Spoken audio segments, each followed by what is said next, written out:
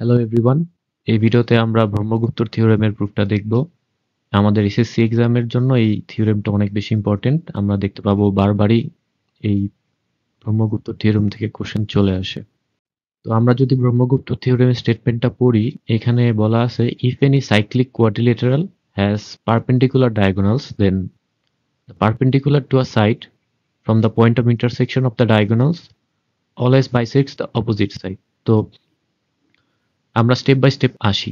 প্রথমে কি বলা আছে, if any cyclic quadrilateral has perpendicular diagonals, মানে আমাদের একটা সাইক্লিক কোয়াড্রিলেটারাল লাগবে।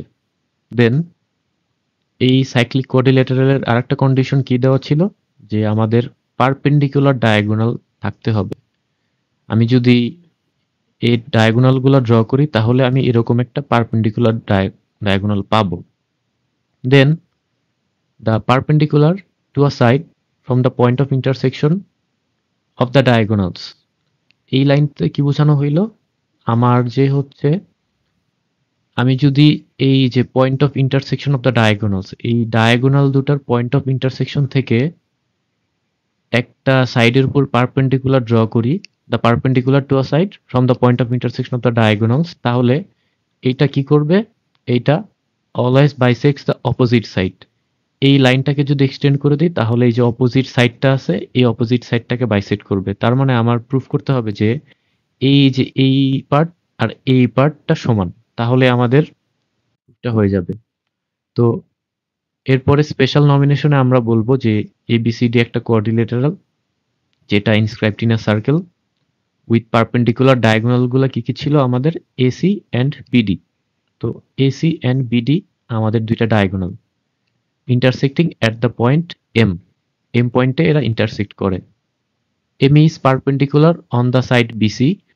So এখানে আমার বলা আছে ME টা BC সাইডের উপর perpendicular from the point M point থেকে and from the point M and extended EM intersects the opposite side AD at point F. So এই পয়েন্ট থেকে যদি EM টাকে আমি এক্সটেন্ড করি তাহলে এই F টা AD লাইনকে ইন্টারসেক্ট করবে F পয়েন্টে। সো এইটুকু আমার স্পেশাল নমিনেশন বলে নিতে হবে অ্যান্ড আমাদের প্রুফ করতে হবে AF ইকুয়াল টু FD। এই AF আর FD ইকুয়াল, এইটা প্রুফ করলে আমাদের ব্রহ্মগুপ্তর থিওরেমটা প্রুফ হয়ে যাবে। সো এখন আমরা চলে যাচ্ছি এটার প্রুফে। প্রথমে আমরা দেখব যে দুইটা অ্যাঙ্গেল, সেটা হচ্ছে angle CBD and angle CAD। Angle CBD and angle CAD আমরা যদি খেয়াল করি তাহলে আমরা দেখতে পাবো সিডি আর্কের উপরেই এই দুইটা অ্যাঙ্গেল অবস্থান করছে। সো আমরা জানি angles on the same arc are equal. So তখন আমি বলতে পারবো এই অ্যাঙ্গেল আর এই অ্যাঙ্গেলটা ইকুয়াল। দেন আমি এই অ্যাঙ্গেলটা জাস্ট একটু রিডিউস করে C B M and angle M A F এইটুক নিয়েছি। এরপরে আরো দুইটি অ্যাঙ্গেল, যেমন angle CME and angle BME, একটু খেয়াল করলে আমরা দেখব সিএমই অ্যান্ড বিএমই এই দুইটি অ্যাঙ্গেল মিলে কিন্তু একটা রাইট অ্যাঙ্গেল হচ্ছে, তার মানে এইখানে আমার 90 ডিগ্রি। সো এই দিকেও আমার এই দুইটা অ্যাঙ্গেল মিলে 90 ডিগ্রি হবে। সো আমি যদি আবার খেয়াল করি অ্যাঙ্গেল বিএমই, এই BME and angle CBM, CBM মানে এই লাল অ্যাঙ্গেল আর এই নীল অ্যাঙ্গেল, এই দুটা অ্যাঙ্গেল মিলে 90 ডিগ্রি হওয়ার কথা। এখন আমি যদি এই যে এই ট্রায়াঙ্গেলটার কথা বলি, এটা একটা রাইট অ্যাঙ্গেল ট্রায়াঙ্গেল না? কারণ এমিটা ছিল আমার এই সাইডের উপর পারপেন্ডিকুলার। সো এমিটা যদি পারপেন্ডিকুলার হয় তাহলে এইটা একটা রাইট অ্যাঙ্গেল।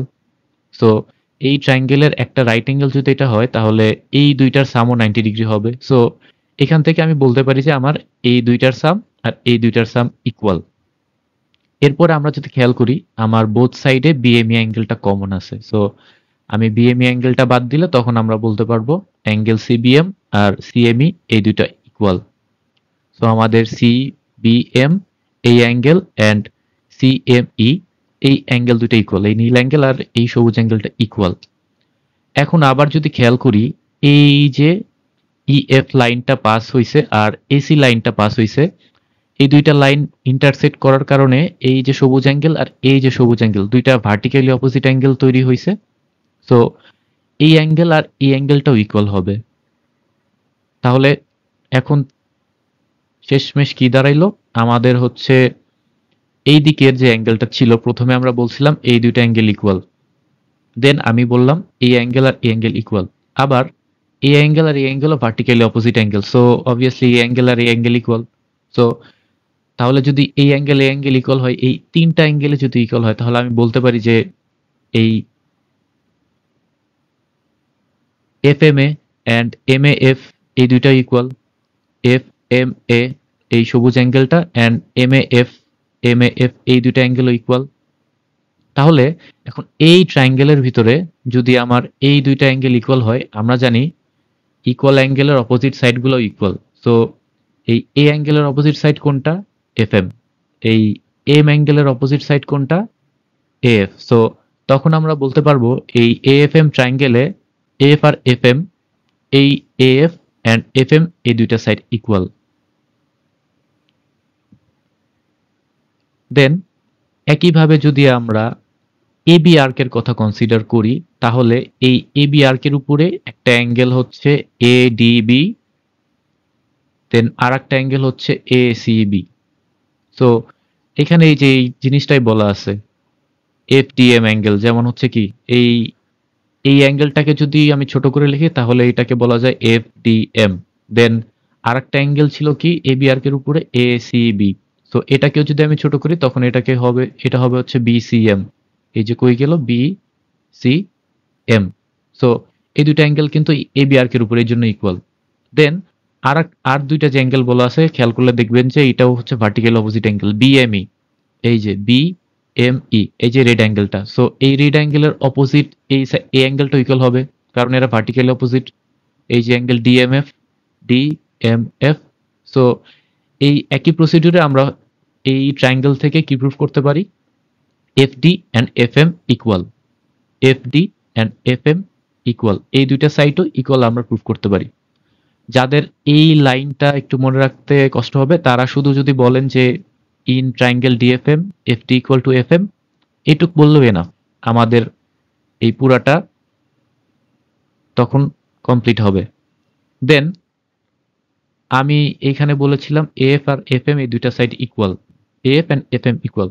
আবার সিমিলারলি আমি অন্য আর্ক থেকে এটাও প্রুফ করতে পারি যে ডি এফ এম এই ট্রায়াঙ্গেল থেকে এফ ডি আর F M equal. F D আর এফ এম এই দুইটা সাইডও ইকুয়াল। সো এফ আর এফ ডি দুইটা এফ এম এর সমান, তো এখান থেকে আমরা বলতে পারি F equal to F D. So এই F equal to F D এইটা প্রুফের মাধ্যমে আমরা ব্রহ্মগুপ্তর থিওরেমটা প্রুফ করতে পারি।